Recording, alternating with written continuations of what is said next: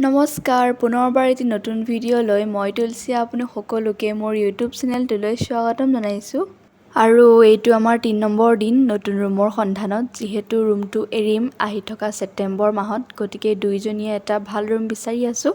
আৰু এয়া আমি ৩ নম্বৰ দিনা বিচাৰি আহিছোঁ বতৰটো আমাক লগ দিয়া নাই ৰুমটো চোৱাত ৰাতিপুৱাৰ পৰা বহুত বৰষুণ ওলাই আহিব পৰা নাছিলোঁ এতিয়া অলপমান কমিছে কাৰণে ৰুমটো চাবলৈ আহিছোঁ দুইজনীয়ে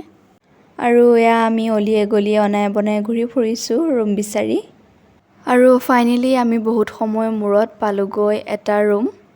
তাৰপিছতে আমি দুইজনীয়ে ৰুমটো চালি জাৰি চাই ল'লোঁ দুইজনীয়ে পচন্দ হ'ল আৰু যিহেতু ভাড়া ৰুম গতিকে গাৰ্জেন এগৰাকীৰ বহুত দৰকাৰ যিহেতু মোৰ মাহঁত আহিব নোৱাৰে গতিকে স্নেহা মাকে আমাৰ লগত গৈছিল ৰুমটো ঠিক কৰি অহাৰ পিছত এয়া হৈছে ইভিনিং টাইম মই আছোঁ স্নেহাৰ পিজিত আৰু এয়া আমাৰ মহাৰাণীয়ে খেলি আছে গেম গম নাপায় ভিডিঅ' কৰি থকা তাৰপিছতে দুইজনী অলপ ওলাই আহিলোঁ ম'ম' খাবৰ কাৰণে